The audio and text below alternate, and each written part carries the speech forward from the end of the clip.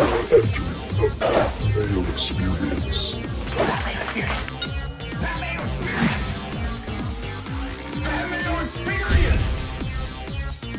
Experience. Welcome to the Pat Mayo Experience, Week 6 DraftKings picks and preview. It's out a day early, so we'll call this a first look. I mean, don't hold us to everything. I mean, you should never be listening to us anyway, but more so now than ever, unless our gut reactions to all the positions and all the picks are absolutely dead on, then you can praise us, but I wouldn't take this to heart. My cheat sheet will come out on Friday when I actually do a bunch more research after the first look and talking it through and finalizing those picks, and then I'll be available Sunday morning, 9:30 a.m. Eastern Time with the live show on the DraftKings YouTube channel. Then I'll update the cheat sheet directly after that. You can find it on dkplaybook.com if you're actually super interested in who I'm picking, which you should not be doing. If you're looking for the spread pick show, that will be out Wednesday evening. Scheduling conflicts had to switch up the shows this week, but hey, we got Davis Mattek on the line from dailyroto.com, and if you out there want to get some money off a Daily Roto subscription, all you need to do is enter the promo code THEPME at checkout on any of their products. With basketball coming up, hey, you might want to dig into that. Get yourself 10% off. So I suggest you do that. Davis, you pumped for basketball yet? You done with football? I'm not done with football, but I am big time pumped for basketball. If my Roto tracker is accurate, I should pretty much stop playing everything except for MLB tournaments and NBA cash games, because those are by far my biggest rates of return. How good is the Daily Roto product for basketball?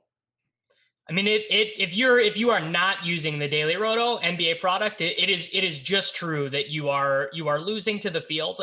All the high end pros at least use the Daily Roto projection model as one of their inputs, if not their primary source of projections. I mean this in the kindest way.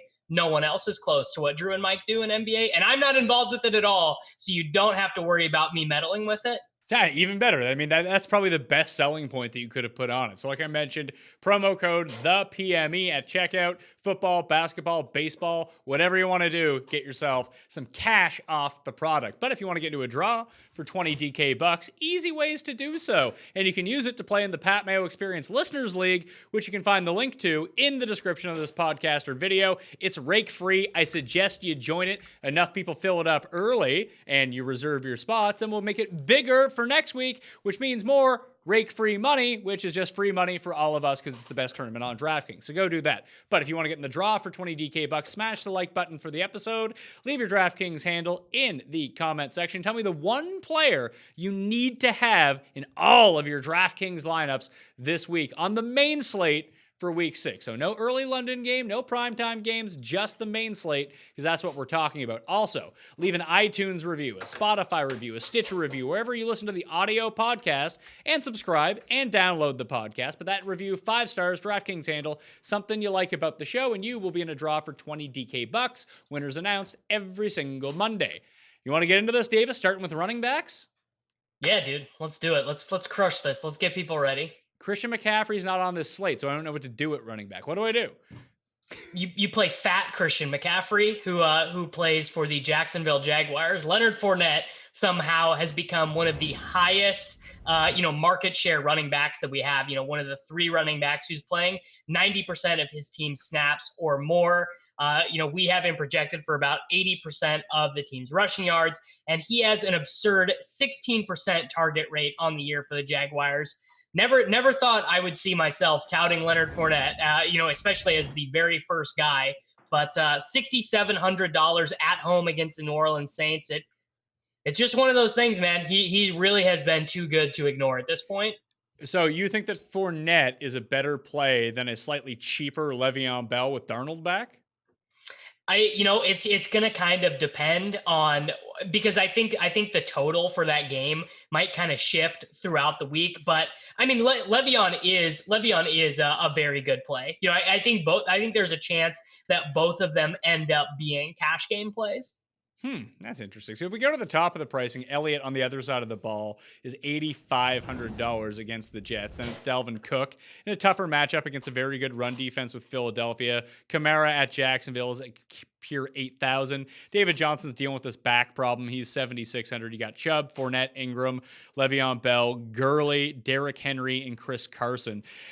It's weird. I actually think that of all these guys from the top end, I agree with you. Fournette's an excellent play. I think that Le'Veon is an excellent play. And a lot of that has to do with their floor, like you mentioned, for cash games because of their use in the receiving game. But Derrick Henry is in an awesome spot against Denver. Is he at Denver? You think that Tennessee comes in there and is able to win? I actually do think that they're able to win this game. I think that the Broncos potentially overachieved a week ago against a completely banged up Chargers squad, especially on the offensive line. Like the Chargers offensive line was able to get no push. The Tennessee offensive line has progressively gotten better every single week. They've been getting guys back, and Denver's not good against the run, and that's the only thing Tennessee can actually do well. This really feels like a 25 carry Derrick Henry game.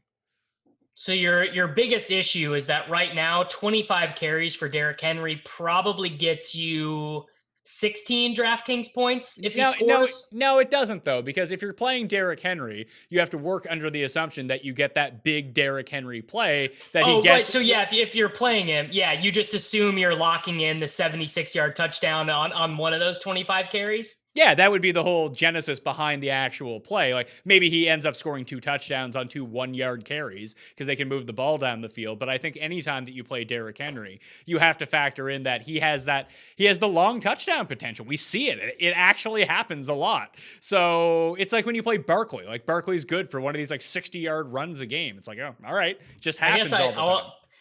I guess I'm doing this wrong because I don't ever play Saquon Barkley and I don't ever play Derrick Henry. Like I just those guys are like Barkley is always too expensive, and Derrick it's like man I think Devonta Freeman is so bad. I think he sucks so hard, and I definitely would play him over Derrick Henry this week. You want to make that bet?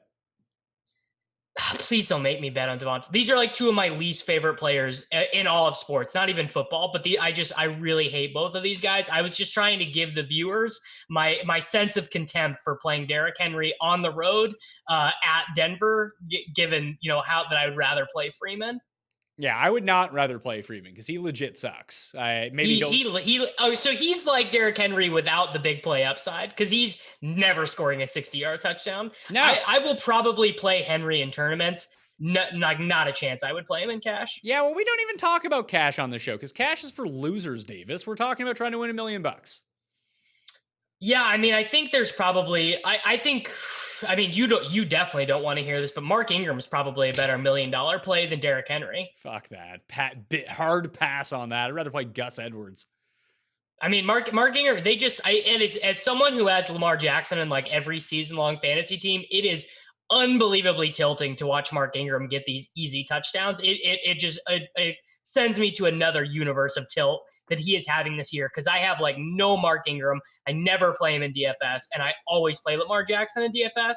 So I just 1 week I need just like 3 goal line touchdowns for Lamar Jackson. I mean, this is the week. Lamar, Andrews, and Hollywood. If he plays, then there's your triple stack. Just do that, and hopefully they don't rush anything unless it's Lamar. Every week, every week I play Kyler, David Johnson, Larry Fitzgerald, and every week I play Lamar, Marquise Brown, and Mark Andrews. Just every week. Well, it's funny, like when we started like with Fournette and Bell and even Henry, all these guys are in the 6,000s. And normally because McCaffrey's been on all these slates and anytime that Dalvin Cook is in a good matchup, you just pay up at running back. But do you think this could be a week where just looking at the names up there, I mean, they're obviously great names, but not necessarily in the best spots. Do you think all of this top tier goes under-owned, or do people just be like, hey, I have salary cap, I'll use it on Ezekiel Elliott? I will probably be playing a fair bit of Dalvin Cook. I think this is a pretty good spot for him. They're using him a little bit more in the passing game, and he's actually ran bad on touchdowns. Like if you go under the base assumption for every position that every 100 yards kind of roughly equals a touchdown, that's not the exact formula in terms of expected touchdowns, but it's kind of there. Cook is actually like kind of running bad on touchdowns.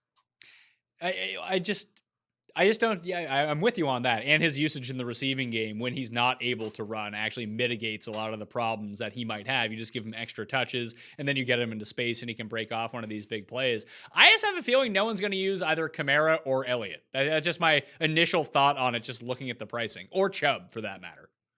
Yeah, I mean, well, this is the way the public thinks of thing. What happened last week? So if they sucked last week, you can pretty much just go ahead and lock in decreased ownership for them the next week. So I mean, really, Nick Chubb. I mean, Nick Chubb might be 7% owned in big tournaments at this point. Like, because he even lost a little bit of third down work to Dontrell Hilliard as well, which I don't know if that will be something that it has not been true in every game. It might not be true in this game. And also, I think Seattle is probably a little bit.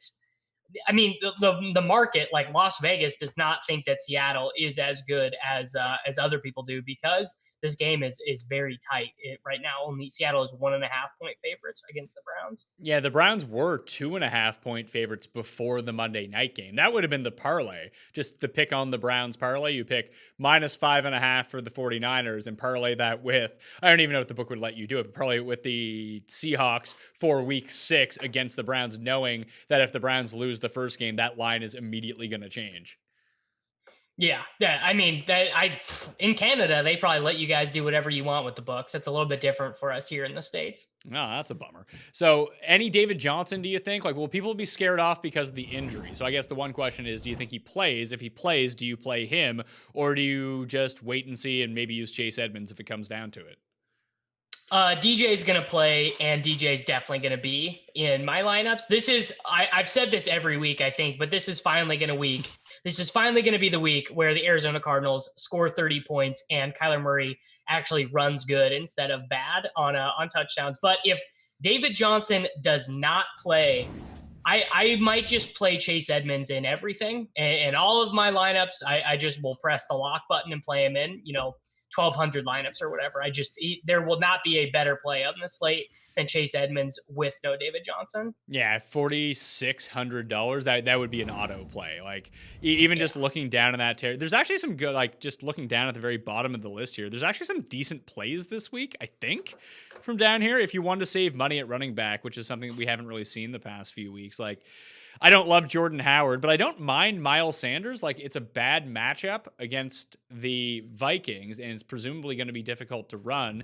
Of course, if they get near the goal line, Howard's going to get the touches. But without Darren Sproles likely to play, I feel like that just means more Miles Sanders in the passing game, and maybe you can sneak him through. And he's not very expensive. He's $4,200. And if you just play the coach and you play the narrative, then you play the matchup, it appears like the Skins want to run the ball, Davis, which means a lot of Adrian Peterson. Yeah, I won't be. Well, I'll have 0 Washington professional football players in any of my lineups. They suck so hard. Maybe I'll play the defense a little bit, but I won't be playing Adrian Peterson. A cheap running back who I will play, Tevin Coleman, 4,400, 16 carries in his first game back, 6.1 yards per carry. No work in the receiving game, but didn't really need it. Played about 35% of the snaps, but expect him to get a little bit more involved this week. I think he's a pretty strong play. He is. He's, what did you say? He's 4,400. He's right below that. Then you have like Royce Freeman against Tennessee. You have Phillip Lindsay, who turned out to be a really nice play last week, but he's now $5,300. Yeah, here. I will bet you Lindsay versus Henry straight up. Okay, deal. 25? Yeah, 50.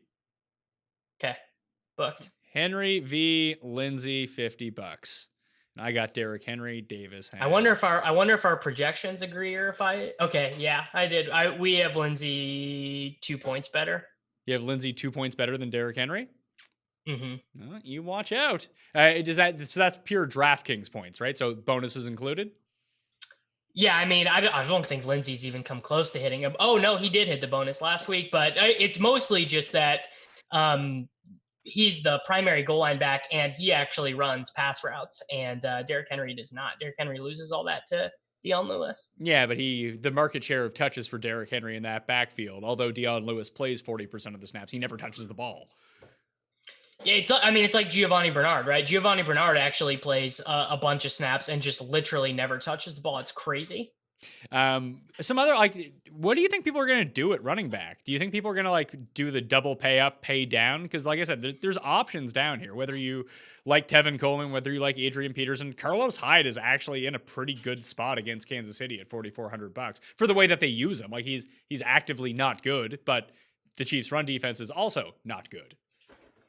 It's kind of hard to get a sense of these things. I think it looks like some of the most popular guys are going to be Fournette, Bell, Cook. I think Lindsey is going to be kind of popular. I think Carson will be pretty popular. And then assuming we get some sort of report on David Johnson's health, I think he'll be pretty popular too. Could you see yourself ever playing Kenyon Drake? I cannot ever see myself playing Kenyon Drake. 4,400. But I'm saying, like, I mean, if Edmonds opens up, he's going to be in everyone's lineup, and then it's a definite pay down. But I think that people will either depending on how they utilize the late swap or they construct their lineups. I think this is a 3 quarterback week for a lot of people, just by the looks of the pricing. Yeah, running back spots are just too valuable to be playing guys who can't get 30, I think. Well, okay, out of all the guys from down here, besides Tevin Coleman, who you like, and let's say David Johnson plays, so it takes Chase Edmonds off the board. If anyone in the $4,000 and $5,000 below area who could get to 30 points, like I can come up with a narrative that Carlos Hyde gets there just because he scores a bunch of touchdowns. I would say the guy I think actually who could get there would be Ito Smith, because he just gets all those goal line touches, and they don't give those to Devonta Freeman at all. And he had 6 targets last week. I could just see him scoring twice, getting 6 receptions, and maybe breaking one off. Maybe Gus Edwards, because Mark Ingram reeks. Yeah, I mean, an in-game injury, certainly, I guess, but Gus he hasn't had more than 8 touches in any of these games. So yeah, it would be hard for him to get there. But even like, no matter how teams utilize their starting and backup running backs, against the Bengals, 2 running backs always seem to go off. Maybe that'll be Lamar this week. I don't know. Yeah, I mean, I hope it's Lamar. All right, let's talk about some wide receivers then. At the top, will people go back to Julio at $8,000, or are they just scorned? Julio's just got one of those, and against Arizona, yeah. I mean, he's going to be the most owned guy.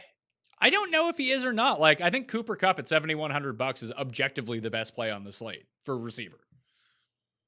Yeah, I mean, he's got to be one of the highest value guys. Yeah. The much more interesting thing is Odell. He is priced at $6,800. I don't want to use him. Do you? I mean, it's going to be very hard for me to not play Odell Beckham.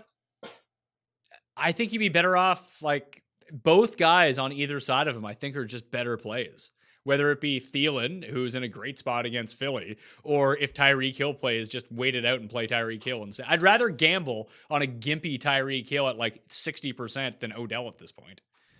Well, Tyreek is not going to play unless he's 100%. Well, I mean, it looks like he's getting closer to that. I was just doing some waiver wire stuff this morning because I was thinking about how much I got to bid on freaking Pringle chip. And my takeaway from what I have heard from the organization is that he's not taken part in any contact drills yet, and he's just kind of sort of been limited, has not been able to practice fully. I think it'll be one more week before we see him. Okay, so if he ends up, because this is the game that everyone's going to want exposure to, right? The Texans and Chiefs game. What are the best parts of this game, assuming both Watkins and Hill are out? Because it definitely looks like Watkins is going to be out. So, I think the best parts of this game are McCole Hardman, DeAndre Hopkins, and Travis Kelce. So you think that Will Fuller ends up being bad chalk? Oh, it's just like he might set new definitions for chalk. And you will you will not be eating all the chalk hit last week.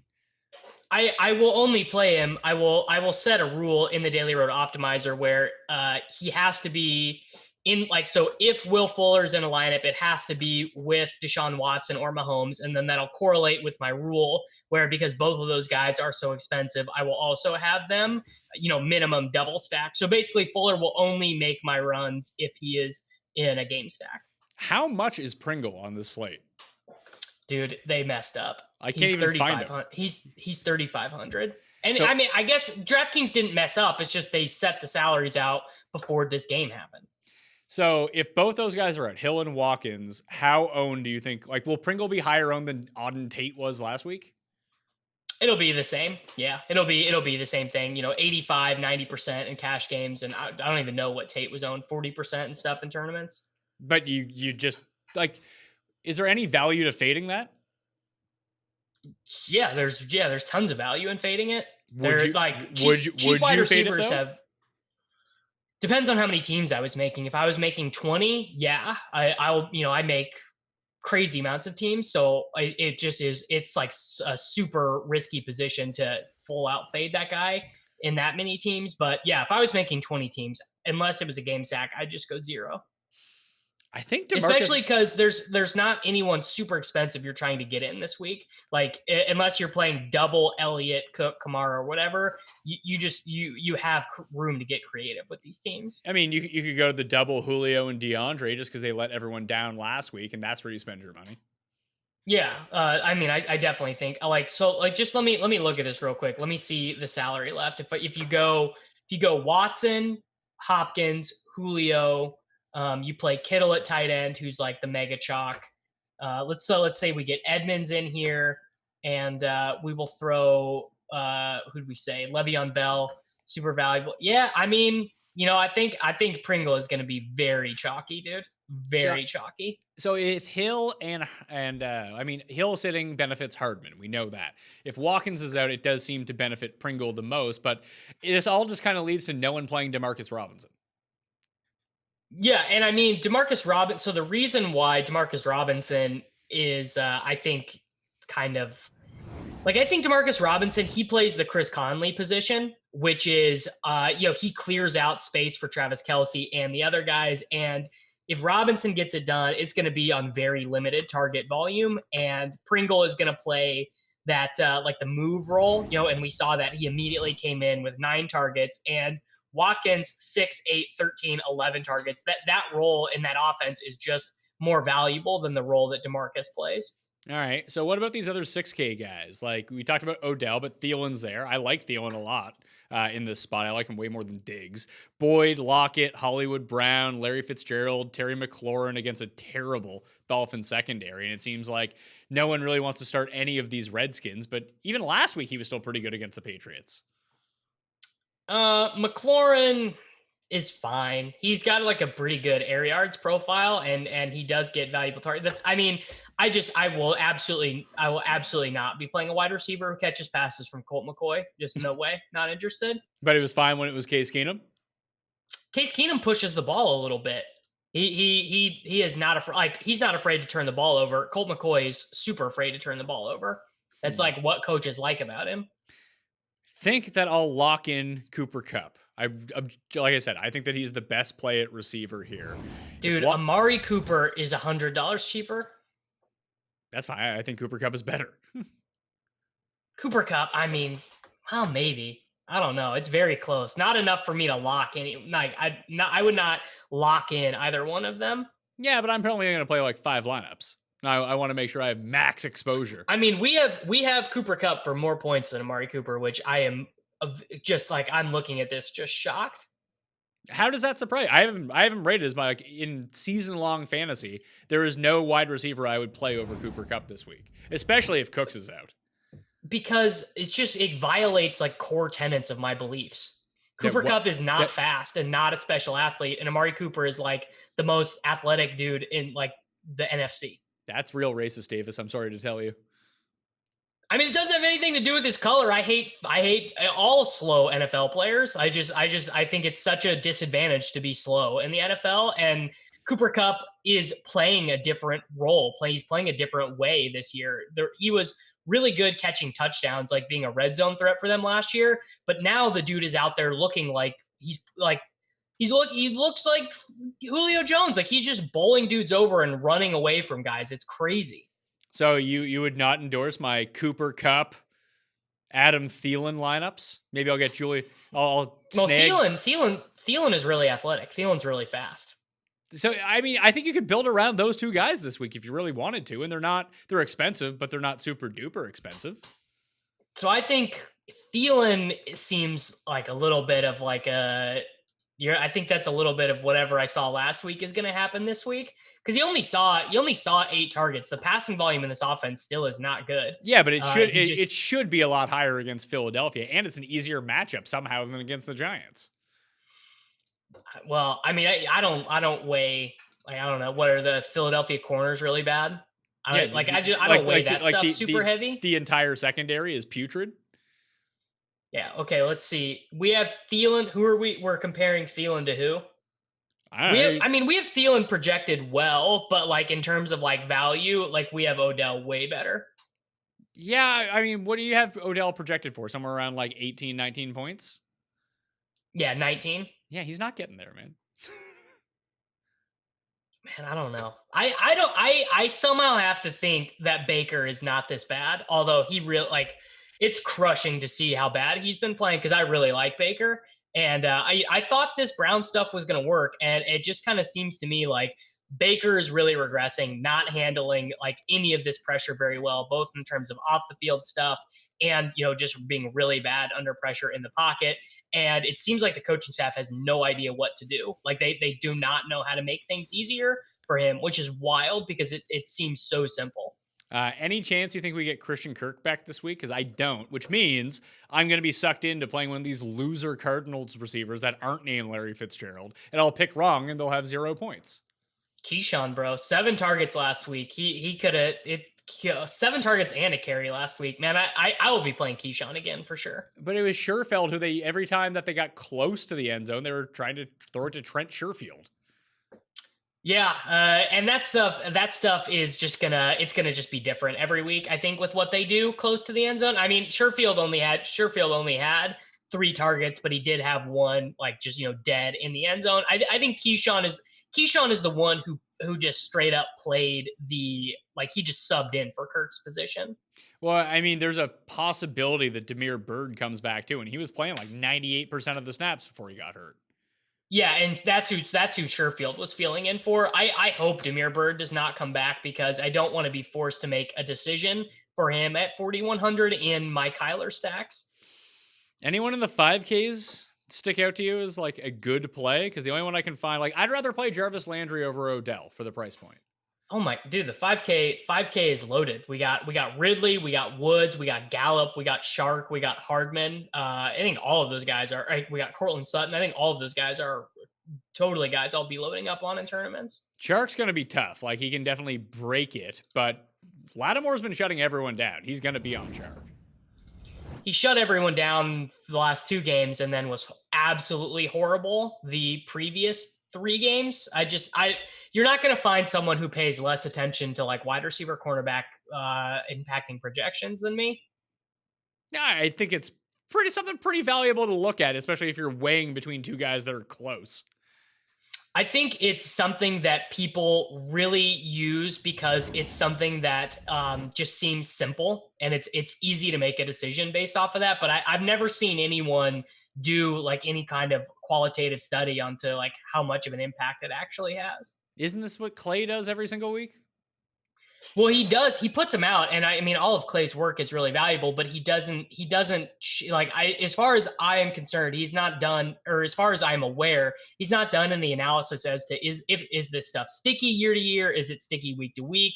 Like I know that you can say, okay, over the last 5 weeks, Marshawn Lattimore has not allowed X, Y, and Z to opposing wide receivers, and then it's just hard for me to say, who actually gains the advantage in those matchups. I mean, what if DJ Shark is just better than Marshawn Lattimore? Like, it just seems like it's kind of hard to qualitatively say that stuff. Okay, so 4K range then. Is this where we start to get devoid of the talent? Like, can we go back to Auden Tate? Because people will not go back to him, despite the fact that he's still only $4,500. So he played every single offensive snap for the Bengals. So I like that. I like that he just basically played the John Ross role. The issue with him is, he just is not fast, not very athletic. He just is kind of a whatever kind of guy. So I will play him some, probably not go back to him super hard. I will say, if there are going to be Miami Dolphins that I'm going to play, it's going to be Devontae Parker and Preston Williams. They would be the only ones that I would play. But this 4K range seems pretty dead. Robbie Anderson at 4K with Sam. Yeah, Robbie Anderson. Yes. Yeah. Like, could you get away with Darnold, Anderson, Crowder stack, assuming, like, I don't know if Herndon's going to be back or not, whether they're going to play him or not. He's eligible to come back because I would probably end up using him. The Jets just in this week in general, I find very intriguing because they're all so cheap. Yeah, I won't use Darnold at all, but I definitely will use some Robbie Anderson for sure, just because he's a really good stack filler, because he's a guy who can actually get like 25 independent like of the quarterback having a good game. Well, Crowder's kind of the same way because it's just such an easy completion. I just worry that if Herndon comes back, he then starts to take some of those routes where Sam would just dump it off to Crowder, and then he can just dump it off to Herndon. Yeah, Herndon and Demaryius Thomas played more than anyone expected last week as well. Saw 9 targets. So I think there's some threat that Demaryius Thomas and Jamison Crowder kind of split that role. Do you have a preference between Parker and Preston Williams? Because Albert Wilson looks like he's going to be back too for the Dolphins. Yeah, I have a pretty strong preference for Devontae Parker, who sucks so bad. He's horrible, but he gets the air yards. He gets like when they throw deep once a quarter, it goes to Devontae Parker. He's like 3rd in the NFL in air yards or something stupid like that. Sure, but I mean, part of that has to be factored in that he can barely catch, and that the guy throwing him the ball can't throw the ball on target. Yeah, I mean, I don't. The real answer is playing any of these guys is probably bad. But also, I lied. Devontae Parker is like 13th in the NFL in air yards. But part of that is that they just had a bye week. But I mean, these guys are not good plays. The ceiling is just so low on them that it's hard to see them being good plays. So besides Pringle, heir to the chip fortune, in the 3K range, is there anyone else? Or is this why people will pay down at running back? Yeah, I mean, I think Keyshawn is playable. I think Robbie Anderson is playable. You could maybe get away if you wanted to play one of these horrible Washington guys. I think maybe you could play Trey Quinn, Deebo Samuel 4,300, and then if Damiere Byrd is out, Trent Sherfield is the dead minimum. So maybe you could play that. But I'm not enthusiastic about any of these plays at all. I don't think any of them are as good as Auden Tate was last week, except for Pringle.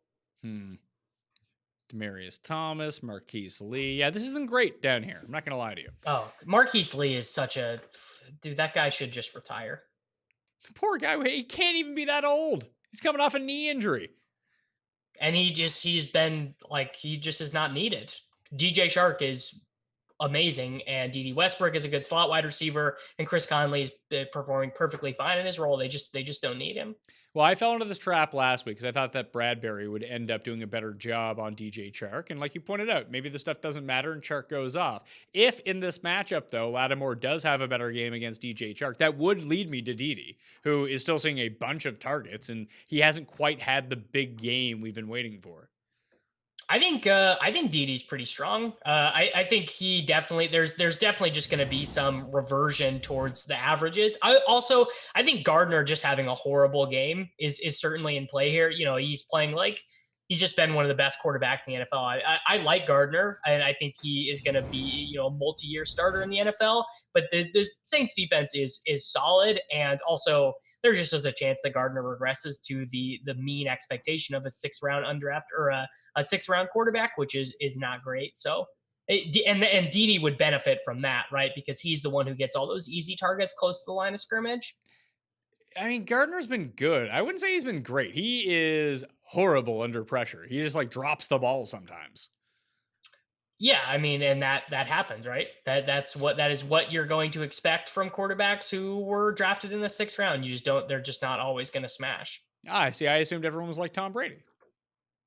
They're not all like Tom Brady. I wish they were. It'd be how much of our life would be easier if every quarterback was just good, right? Or how much more fun would fantasy football be?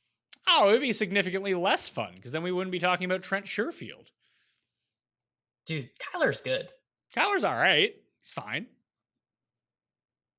I was pretty impressed with that game-winning drive last week. I thought that was like a kind of a big thing. If he would have messed that up or thrown an interception or given the Bengals the win, I would have been bummed out. So I was glad to see that drive. Hey, if you need to charge down the field and get a field goal, I mean, Kyler Murray's your guy.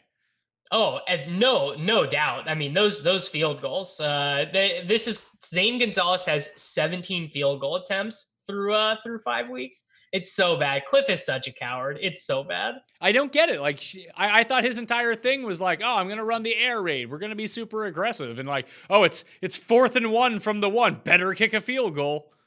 It's just like I really don't get it. I do not get it at all. Like it is definitely the exact opposite of of what we expected. But at least we've realized it early, right? And people are starting to bail on the Cardinals, though they've been okay for fantasy. Yeah, I actually like. Let's talk about quarterbacks, and I like Kyler a lot this week. I just think this is a game where Atlanta can dictate some pace. Atlanta's not good, but they should be able to score enough against the Cardinals to force the Cardinals to actually go for these touchdowns, and maybe that just leads to broken plays, Kyler scrambling, rushing for touchdowns. I would love it. I would be all there for Kyler the 4 touchdown game. Yeah, because like Kyler's $6,500, and the guys above him, yeah, like Mahomes who's 75, Lamar, Deshaun Watson, Russell Wilson are the only guys above him. It's hard to really pick and choose between those guys. I think they're all just excellent plays. Who do you think the one is who's going to be the least owned? Mahomes? Yeah, because people just saw him suck on Sunday night, and he's the most expensive, so that those two things generally correlate. I would think that Watson and Wilson end up being the highest owned. I can see myself like I'm almost like you every week. I just use Lamar and just wait for the game to happen. Yeah, the guys that I include in my player pool every week are Lamar and Kyler and Dak, and just kind of Dak has been good. Dak was pretty good last week. The double stack with Gallup and Cooper just did not include Will Fuller in those lineups. Well, that's a bummer. Or Christian McCaffrey. Or no, McCaffrey fit in some of those, but you needed Aaron Jones too. Yeah, and you needed Eagles D. Although Aaron Jones is this happened to me 2 weeks ago, I think it was, that I just passed on the very logical game stack. I did the Andrews, Hollywood Brown, and Lamar stack, and I brought it back with Beckham instead of Nick Chubb, and Chubb scored like 45 points. Tough. What am I doing? Tough. It's bad news. Any cheapo quarterbacks you like? I mean, Cousins versus Philly? Teddy threw the ball deep last week. Finally, 314 passing yards, 4 touchdowns. I probably won't include him in my player pool. I'd probably be more likely to do Gardner, but I don't hate either one of them really. I think I would go with Cousins over those guys. Yeah, I mean, you seem to love yourself some Kirk Cousins. I just like anyone playing Philadelphia, except for like Luke Falk, who couldn't do anything, but almost everyone that you can play against the Eagles, they're going to throw for like 300 yards. I think the biggest issue with playing the Vikings passing game is if the game goes how the coaching staff wants it to, yes, they are going to throw the ball 18 times and you're just going to have no outs. I understand that, but I don't think that a lot of people are going to play Kirk Cousins to begin with. And if I'm telling myself a story of this game, I think that I think the Eagles will be able to generate enough points against Minnesota to keep them passing the entire time. And if it turns into a situation where the Eagles' run defense, which is quite good, ends up stuffing Dalvin Cook, then you just get Dalvin Cook involved in the passing game, and then I inherit all those passing yards for Kirk Cousins. Yeah, I mean, the bigger thing is I don't worry so much about ownership at quarterback because ownership rates at quarterback are generally pretty flat. I think the biggest spot to be conscious of making chalk choices is at wide receiver. You really don't want to be super heavy on chalk wide receivers. Yeah, I'm not too concerned about like Cousins ownership versus the other ownership, unless something like Mahomes is like, oh, there's 2% owned Mahomes. I would just blindly play Mahomes at that point and be like, well, I mean, you might get 8% owned Mahomes this week. I mean, that's not that huge of a difference than normal. The thing that might jack Mahomes ownership way up this week, though, is Pringle. So if Tyreek and Watkins are out, the Mahomes Pringle, it's just like it's so easy to do that that would influence his ownership upwards. Well, the easiest way to look at this and try to figure out, who we should be stacking, which quarterbacks to play, like the Ravens offense is projected for a bunch of points. That game total is only at 48, but they're favored by 12 points. The game stack for Houston and Kansas City, it's a 55-point game total. The Falcons and Cardinals is 51.5. I like to find sort of the high total game that no one really wants a piece of, and it might be Goff, Cooper Kupp, Gerald Everett, and bringing it back with your boy, Tevin Coleman. Yeah, I like that. I like that. I like that. That game is really interesting for game stacks actually, because there are so few good plays on San Francisco, and like you could just make the rule like if Jared Goff minimum 2, and then you could do Breida, maybe Goodwin, and then definitely Kittle. I don't know outside of Kittle that I would want to play any of the receiving options because we always think of They're Goodwin. so bad. They're all so bad. We think in our minds like, oh well, Goodwin. If you play him, he could have 3 catches for 179 yards and 2 touchdowns. But that is not how he happened. It's only happened in one game. Yeah, and that's not how he's even being used this year. Like the ADOT is way down for him. He's basically like Zay Jones. Tough scene. I loved Marquise Goodwin in like the 18th round and all those best balls. Not great. And the thing is that San Francisco just hasn't needed him really. They've just steamrolled everybody. Yeah, and Kyle Shanahan is using his receivers like the Eagles use running backs. Like no one's playing 100% of the snaps. You have like Richie James coming in, and I can't catch Dante Pettis. He's seeing the field. And Debo is out there. Like out of all the guys, Debo is my favorite of the receivers, and I'm not going to play him. And J-Matt is back. He's not going to be active for this game, though, is he? Like, what? Why have? No, I think he is. I think they brought him back. They let him sit for a week. I think he actually might be active for this game, which is just it's so funny. It's just the 40. Like I was sitting down doing showdown stuff for that slate, and it was like you look at San Francisco. They have 3 tight ends, 6 wide receivers, 3 running backs. Like no team, well, and 4 if you count Juszczyk. Like no one has like more ridiculous options than the 49ers. Do you think that with Juszczyk out 6 weeks that they'll activate Jeff Wilson to be a fullback or something like that, or just roll with the 3 running backs? No, they'll probably sign a different fullback, or they'll use Ross Dwelly or Garrison Sanborn as a fullback. Yeah, or maybe who is their like backup? Do they still have Selleck's brother as the backup? No, Ross Dwelly and Sanborn are that guy now. Are Garrett Selleck. So they can just play they can basically play H-back. Yeah, exactly. Yeah. All right, tight ends. Kelsey's extremely overpriced. Can you see using him in anything that's not a Chiefs game stack? Yeah, because he like no one is running worse than Travis Kelce right now. He actually had his season high in targets last week and is not going to be owned because these are the plays everyone's going to make. Oh no, George Kittle, Gerald Everett. Those are the 2 plays everyone's going to make. No, people are going to play Disley too. And oh my gosh, you were missing the Pat. Oh yeah, how Hooper. dare you miss? Yeah. It's just like, oh dude, the flow chart, bro. The flow. I need Smiz to be on this show. But yeah, the Hooper and Kittle would not surprise me if they made up 45% of the ownership in the Millionaire Maker. See, I think you're underestimating the ownership that's going to come in on Gerald Everett because if you can bring down. Well, do you think Brandon Cooks is going to play in this game? I don't know, but I don't think that it matters. The one thing that I found a correlation with as it pertains to especially like sleeper ownership and guys at lower prices is that guy hot in season-long fantasy waiver wires this week? And like the big pickup is Gerald Everett. So people are going to use him at $3,600. They will. Yeah, he's going to be owned, but he is not going to be as owned as Kittle and Hooper.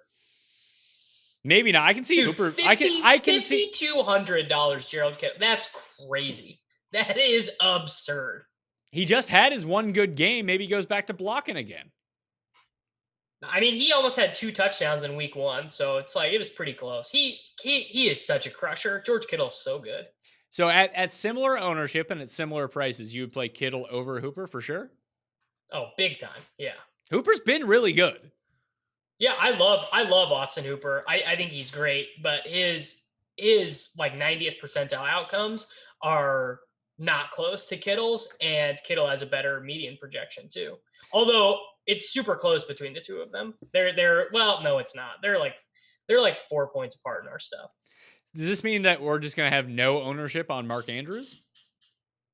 Mark Andrews is actually right now by 0.02, so like decimals, is projected as our highest value tight end. But this is keep in mind we're recording this really early, so this stuff is going to get tweaked a little bit. But yeah, I think yes, he's going to be crazy low owned. Yeah, I was gonna say once you factor in ownership, he might be the best play of all these guys.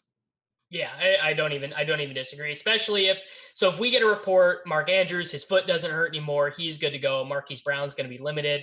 I mean, you could see like a 13 target game for him. Sure, and like off Gerald Everett, he's 3,600. If Herndon does play, like he's viable at 35.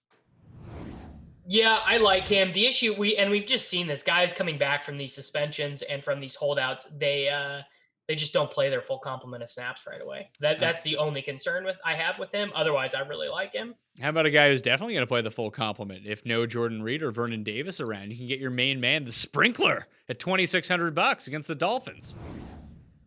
Probably. I think I would rather play Tyler Higbee.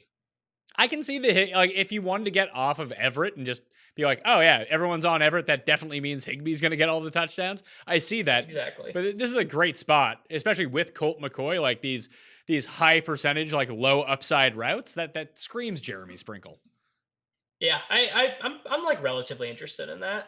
And like if you have to save money, he's $2,600. Man, I don't know. All right, I don't want to play. Colt McCoy is so bad. Like 12 targets from him might be 6 DK points. So, okay, would you rather play Sprinkle at $2,600 or go to defenses and be like, oh, the Jets are $1,500? Jets for sure.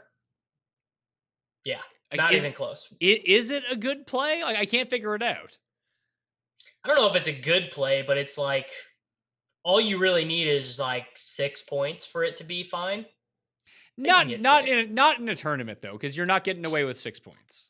Like you can think about how value, like if a pick six in this game from them like makes them one of the most valuable plays of the slate. No, I get that part of it, but like if you go into it thinking, oh, they only need to score 4x and like I have supreme value, like that 6 points isn't doing you any fucking good. Yeah, I mean, like 6 points in like the Millionaire Maker doesn't do any good, but just like the range of outcomes is so wide. And they're even a home defense too. So it's like even and aren't the Jets supposed to have like a decent defense? Yeah, well, they don't. And it looks like both Smith and Collins might be back for this game too. And I really think that's been one of the keys. Like Smith being out on the offensive line for the Cowboys has severely impacted their offense. Yeah, I mean, it definitely has. Also, Kellen Moore being a big coward seems to be influencing their offense a little bit as well. I think the Cowboys are going to roll in this game, but I mean, dude, I don't know. I might play the Jets defense in cash games. I need to think about it some more. All right, well, what's a better play then? Would you rather play the Jets at 1,500, the Bengals against Lamar, who continuously get sacked as long as you blitz them, at $1,700, or the Cardinals, who are going to face like 50 pass attempts against Matt Ryan at $1,900? I think the Cardinals are the best play of those three. Yeah, I actually think you're right. And because Matt Ryan just loves to give up the turnovers and like horrible turnovers too. I actually think you're probably right. The Cardinals probably are the best. You could do that, or you could potentially go up a little bit. The Chiefs are 2,500. I think they might end up being like the chalk cash defense. Now, what? I know we don't. Yeah. Really? Yeah, because the Texans have given up so many sacks. I'm sitting here looking at it. No, the Vikings are going to be the chalk cash defense. I don't like that at all. Yeah, the Vikings are definitely going to be it. But the Vikings aren't a good fantasy defense. They're like a good real life defense. They're just they're going to face a good amount of pass attempts. I mean, so are the Chiefs. I don't think anyone will play. I don't know if I'm assuming people won't play the Dolphins, assuming people won't play the Browns. Maybe people play the Broncos, but they're a little bit more expensive. Oh, no. People are going to play the Redskins for sure. You think so? Yeah, I do. I think 3,200. It's a bit pricey. I would have been super interested if they were like $2,300. The one good thing that they actually have is a defensive line. They can pressure the quarterback, and Rosen is terrible. Yeah, Rosen is really bad. I mean, they're like and maybe you're right because they're like a good season-long ad or whatever. So maybe I don't know if they end up being like chalk, but yeah, they're. I mean, I will include them in MME stuff for sure. Yeah, like if we just try to cross off defenses and we go to the top, like I'm probably not going to play the Cowboys for $4,300, especially with Darnold back. The Ravens against Cincinnati, yeah, the Ravens aren't really a good defense at all, and 4,100 is a bit much after the other options that we talked about. Maybe Seattle, probably not. Maybe the Rams. The Rams are interesting. Dude, who is playing the Ravens defense at 4,100? People who think that this is 2002 and they're like, oh, Ravens, great defense, and not realizing that their defense is not good. Yeah, it's horrible. They're getting roasted by everybody. Saints D at $3,200 is actually quite good, especially if everyone's using the Redskins. Give me the Saints D. Yeah, I agree with you. So Saints. What about Niners against the Rams? Niners against the Rams. Like they're getting pressure. Goff is good for a couple horrible picks a game. I really do not like to play road defenses. That seems like a weird thing to lock yourself into, considering that road teams have been really good this year. Got to go back to the historical trends, Pat. So you're using that flow chart? I'm going the flow chart of like the flow chart for home defense, or the flow chart for defensive streaming is team playing at home facing a lot of pass attempts. So the Rams are at least, or the 49ers are at least going to do half of that, which is the Rams are just one of the pass heaviest teams in the NFL right now. They are. I'm looking at, let's see, through week 5, adjusted sack rate. San Francisco is 3rd in adjusted sack rate. Tennessee is actually 5th. So maybe if they can somehow get out on top of that game and they just have open season on Flacco, that could be a sneaky defense. Okay. Yeah, I'm in on anyone against Flacco. I think he's so bad. Well, one of the big things I like to do every week is look at like top 10 in terms of pressure versus bottom 10 in terms of offensive line. Like the Saints are number 6 in adjusted sack rate for a defensive line. I believe the Jags, let me just make sure I have the correct number on this. The Jags no, they've gotten better. They're like middle of the pack. They're 15th. But Seattle can't block, and they're going up against the Browns. No one's going to play the Browns defense, I don't think. Do you? No one's going to play the Browns defense. They could be in a decent spot here. So, I mean, you run into the same issue with the Seahawks that you run into with the Vikings in terms of playing defenses against them, which is if this game is 10-0 for Seattle, you can basically lock in under 30 passing attempts. And if teams aren't passing against you, you're not going to get fantasy points. Okay, that's fair. So New Orleans versus the Jags rates out really well. San Francisco, what's the Rams offensive line up to? Has it been good or bad? It's been really good. So maybe not the Niners unless they can just overcome that. And then you have Kansas City and Seattle, or Kansas City and Houston. Like maybe that is the one. Kansas City is a good defense because they are going to get a lot of sack chances. I don't know how many sacks they'll actually get, but they're going to get a lot of chances to do them. Would you be surprised to know that Atlanta has only given up 12 sacks so far? Doesn't it seem like more than that? I mean, it would surprise me to know, like, if they were like low in like sack opportunities allowed, that would be surprising to me.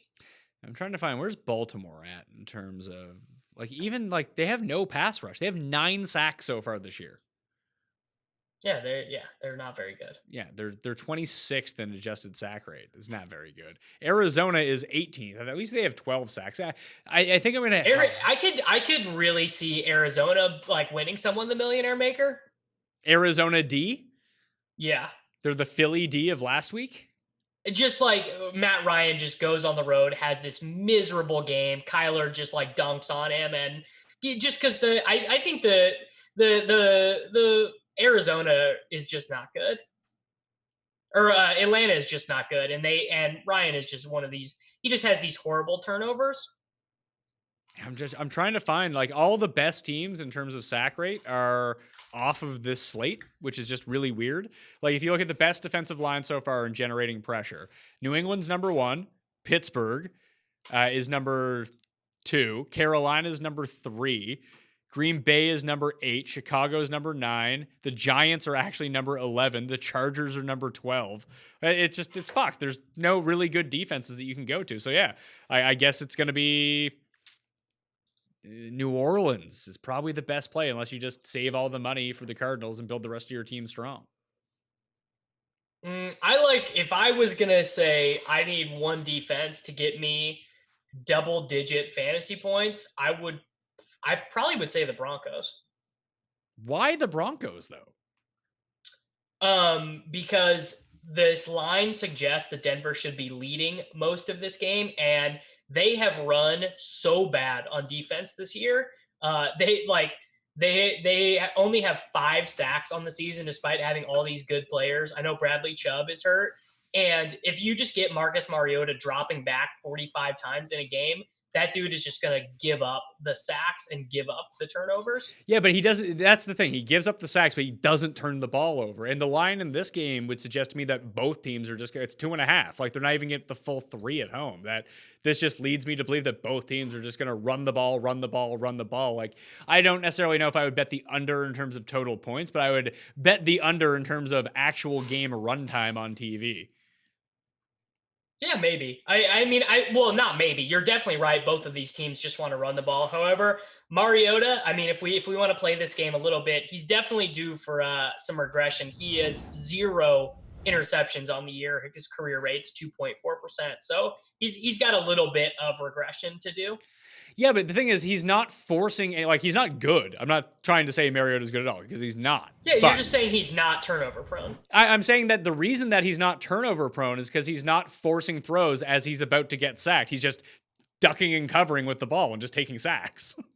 Well, just taking sacks means you can get to if you don't score very many points and you take 5 sacks, there you go. 10 DK points. But why wouldn't I just use the better defensive line of New Orleans, who I know is probably going to score points, and they're definitely going to get pressure on Minshew, who loves just randomly fumbling.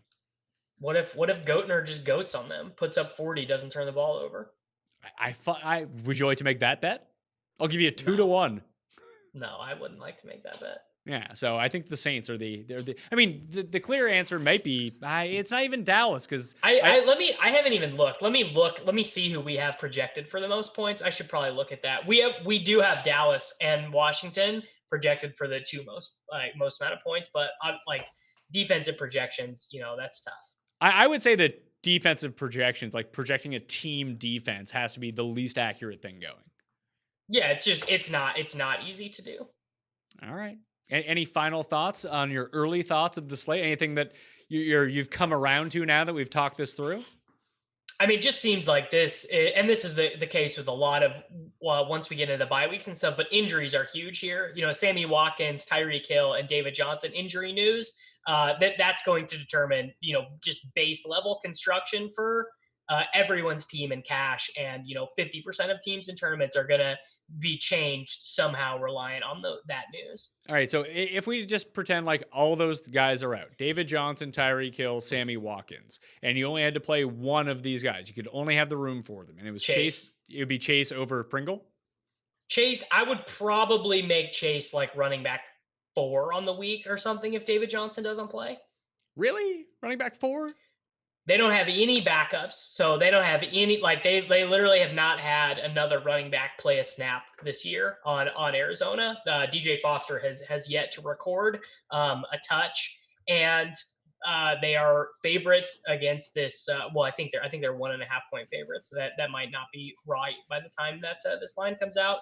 And they run more plays than anyone. Edmonds, they've actually been running at the goal line, which I think is kind of interesting for an air raid team. So. Yeah, I think Edmonds will just be the stone best play. I think since we've talked, I've reversed my idea of the Cousins, Thielen, Diggs type of move. That now that we've talked through these running backs, talked about the lack of options down at receiver, maybe you do have to pay down at running back. I'm coming around to Dalvin Cook, and I think that the narrative and the actual numbers on Philadelphia's secondary being so terrible and the run defense being so good is that I think people will talk themselves out of Dalvin Cook, and that's probably a mistake. Yeah, of course. They are a home favorite, and Dalvin Cook gets all the touches. He's a great play. Played Dalvin Cook and Nick Chubb, and I think you're looking pretty good. And then, oh my gosh, dude, you want to talk about a workhorse guy who's not going to get owned? If Nick Chubb was under 5% in the Millie Maker, would you be surprised? No, considering he was 2 weeks ago, because everyone overrated the Baltimore defense. Yeah, it's a real thing. So Nick Chubb definitely in my player pool this week. All right. Davis Mattek, you can check him out at Roto Experts and Daily Roto. By the way, I misspoke. The Arizona Cardinals are a home dog to the Atlanta Falcons. Oh, really? I thought they were favored by a point. No, this line that I'm looking at has them as 2.5-point dog. I'm going to go bet that now. That's what I see, Ray. I think that I guess if you just bet against Atlanta every single week, you're going to be doing fine. I bet on Arizona a lot of weeks and they've been great. They've been great. I think they're 4-1 against the spread. They're Bills-esque against the spread. People, just like no one has any respect for Kyler, and he's going to be so great. We'll see about that. Maybe if you can just get into the end zone a few times. Considering I've talked myself into playing him this week, I hope. What does he have? Does he have 2 touchdown passes? Fitz has a touchdown catch, so he has at least one. He has 201 passing attempts, 4 passing touchdowns. My goodness. So he's the anti-Mariota. Yeah, he has 2 rushing touchdowns though. Yeah, I mean, more of those would be good for everything. Who's on the take cast this week? Dylan Fratelli. Hot fire Dylon Fratelli? Dylon. Yeah, he's going to be on the show this week. I'd say he's the best 5 take cast guess of all time. But I was on last week if people want to go check that out because it's evergreen stuff. That's all. That they can listen to that a year from now. It'll still be good. You should re-release it. Get double the downloads. Deal. Yeah, when you have over Christmas time when you don't want to produce any content, just rerun that one and people won't be the wiser. We have 3 we could rerun. That's true. Maybe do a best of. Hire yourself a producer, get it cut up, or I'll just hop on my phone and talk to you again for an hour. I'll hire a producer named Davis Mattek. That'll be who produces that show. There you go. Are you one to put together best of compilations? Have you ever done that before? Because I have, and it fucking sucks. I've never done it, and knowing myself, that's never going to be something that the Take Cast gets to see unless we do actually hire someone to edit and produce it for me. Yeah, scanning back through all the shows to try to find the best moments. It's Dude, not utterly miserable. We had someone do it for the Swolecast once, and it took them a week. Yeah, it's not great. I had a guy when I worked at Fantasy, shout out Derek, who's out of the industry now because that place went under, but he would just clip all the stuff every single day. I would do all the editing on the shows and he would be the one who switched it. He'd just write down the times. Then after I was done, he'd just go cut out the best of clips. Super sharp. I guess that is the right way to do it. Yeah, but you need someone dedicated to doing that is the problem. You can't just have someone coming in or out. Yeah, and an actual producer is concerned about producing the show that you're currently doing. So there's not right. Yeah, they're not making notes. Right. Yeah. Yeah. Anyway, subscribe to the Takecast. Follow Davis on Twitter at Davis Mattek. And if you want to get a sub to Daily Roto, especially with basketball coming up, use the promo code ThePME at checkout and get yourself a discount. Other than that, I'm Pat Mayo. My cheat sheet will be out on Friday. Play in the Pat Mayo Experience DraftKings Listeners League. Getting those giveaways that I talked about, especially those iTunes review, which are huge currency in my line of work. So please go do that and you can get yourself into a draw for 20 DK bucks at the same time. It takes 30 seconds. So if you win, gigantic ROI, bigger ROI than you've probably ever had playing on DraftKings. So go do that as well. And check the description for all the links to all the shows. Spread Show will be out on Wednesday evening. I think that's everything. So good luck in week 6. That was the early look at the DraftKings prices. I'll see you next time. Mayo Experience! Experience!